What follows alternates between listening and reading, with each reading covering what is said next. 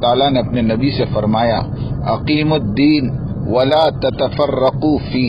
ترجمہ: ہم نے تاکیدی حکم دیا ابراہیم، موسیٰ اور عیسیٰ علیہ السلام کو کہ اس دین کو قائم رکھو اور تفرقہ مت ڈالو. حضرت الیاس صاحب رحمۃ اللہ علیہ اس دور کے مجدد دعوت تھے. حضرت الیاس صاحب رحمۃ اللہ علیہ دعوتی کام کے مجدد تھے. اللہ انہیں بخشے، ان کے درجات کو بلند فرمائے کہ غیر محسوس طریقے پر اس جھگڑالو امت کو احیاء دین کی محنت پر کھڑا فرما دیا، اور اس خوبی کے ساتھ کہ یہ دعوتی محنت میں ترقی کرتے رہیں بغیر کسی آپسی اختلاف کے. آخر وہ کون سی چیز اور کون سا اسلوب ہے جو ضامن ہوا آپسی اتفاق اور اجماع قلوب کا؟ اور وہ ہے صرف دو چیزیں. ایک، فضائل کو ہاتھ میں پکڑا دیا کہ جاؤ، جب تک تم فضائل پیش کرتے رہو گے آپس میں ایک بن کر رہو گے، جھگڑو گے نہیں. اور دوسرا، دعوتی خروج اور مقامی محنت اور باہر سے آنے والی جماعتوں کی نصرت، جان اور مال کا اللہ کی راہ میں خرچ کرنے کا مزاج اطاعت اور قربانی والے راستے پر ڈال دیا کہ اس سے دین زندہ کرو. ایک تو قربانی اور مجاہدے والی دعوت سے دین کو زندہ کیا، دوسرے مسائل سے دور رکھ کر دعوت کو اور داعیوں کو تفرقہ اور اختلاف سے بچا لیا، اور اس طرح سے تعمیل کی کہ اللہ کے اس عظیم حکم کی، یعنی اقیم الدین ولا تتفرقوا فی، دین قائم کرو اور اس میں تفرقہ مت ڈالو. یہ سب اللہ کی توفیق سے ہوا. اللہ جسے چاہتے ہیں اسے قبول بھی فرماتے ہیں اور اسے کام کرنے کا سلیقہ بھی سکھا دیتے ہیں. اللہ یجتبی الیہ من یشاء ویہدی الیہ من ینیب. اسباب کو اختیار کرنا. ملت محمدیہ علی صاحبہم الصلاۃ والتحیہ کے دین کے 3 رکن ہیں: ایمان، اسلام اور احسان.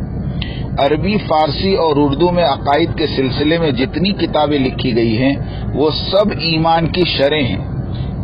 احکام، عبادات اور معاملات کے بیان میں جو کتابیں تصنیف ہوئی ہیں وہ سب اسلام کی شرح ہیں. تزکیہ، سلوک اور تصوف کے باب میں جو کتابیں تصنیف ہوئی ہیں وہ سب احسان کی شرح ہیں. ان تینوں قسم کی کتابیں اس امت میں صدر اسلام سے لے کر اب تک بڑی تعداد میں لکھی جا چکی ہیں.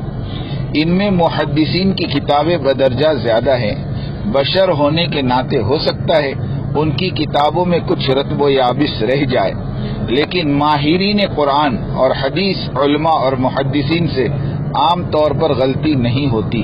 اگر ان سے غلطی ہو جائے تو وہ اتفاقاً ہوتی ہے، جس پر انہیں اصرار نہیں ہوتا، اور اسی زمرے صادقین کے دوسرے علماء اس غلطی کو دور کر دیتے ہیں.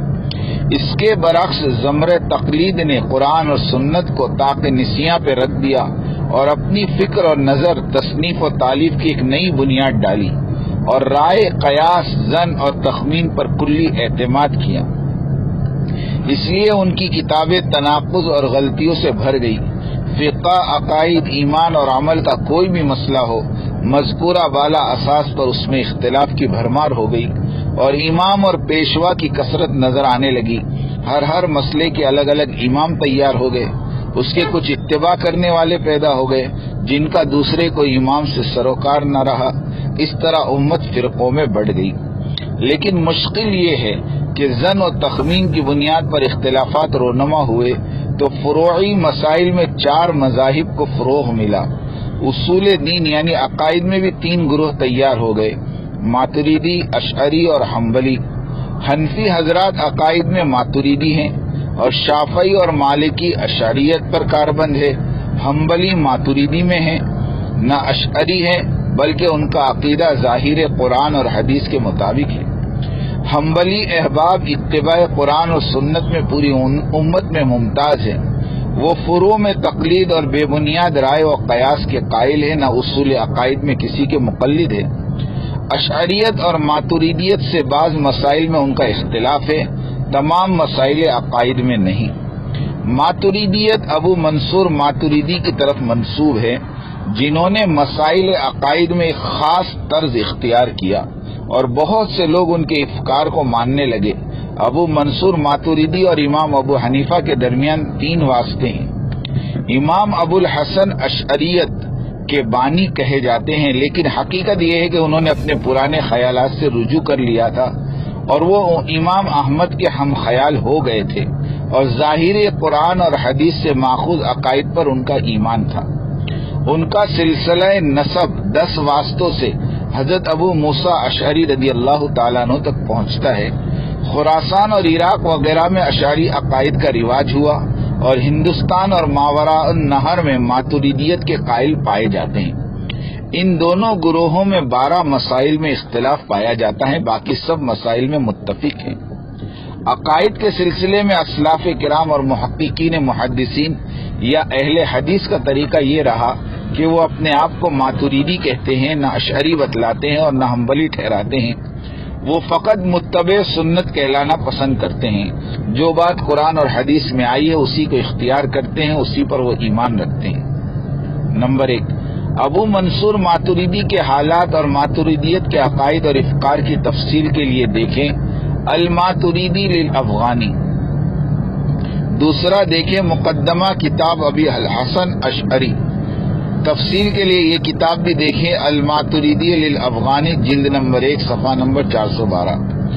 لیکن اللہ تعالیٰ کو اس امت کی بقا منظور ہے، اس لیے قیامت تک ایک گروہ حق اور صداقت پر باقی رکھنے کا ارادہ فرما دیا۔ فائدہ، اسباب کے مؤثر اور غیر مؤثر ہونے کے بارے میں جو اختلاف ہے وہ اختلاف بھی ماتریدی اور اشعری کے اپنے اپنے نظریات پر مبنی ہے، مگر علماء کرام کو معلوم ہونا چاہیے کہ تبلیغ و دعوت کے امیر عالم حضرت رابع مولانا محمد سعد صاحب دامت برکاتہم کے بیانات 100% سیرت طیبہ اور نہج ما انا علیہ و اصحابی کے ماتحت ہوتے ہیں، اور ان بیانوں پر ماتریدیت اور اشعریت کی قدغن لگا کر اعتراض کرنا غیر معقول ہے، اس لیے کہ تبلیغی بیانات سیرت طیبہ ما انا علیہ و اصحابی کے سطح پر ہوا کرتے ہیں، اور اس سطح سے نیچے اتر کر بیان کرنے میں سوائے اختلاف کے اور کچھ نہیں۔ اور تبلیغ میں چاروں مسلک کے لوگ ماتریدیہ اشعریہ موجود ہیں، اس لیے مسائل کو چھیڑنا اور اس میں عوام کو الجھائے رکھنا نہج تبلیغ اور دعوت کے مغائر ہونے کے علاوہ ایک نقصان عظیم کا موجب ہے۔ اس لیے ہمارے معروف اور مقبول عالم دین حضرت مولانا محمد منظور مینگل صاحب دامت برکاتہم وغیرہ سے استدعا ہے کہ ہمارے امیر محترم کے بیانوں پر تبصرہ کرنے سے پہلے دعوتی کام کی نزاکت کو ملحوظ خاطر رکھا جائے تو عین نوازش ہوگی۔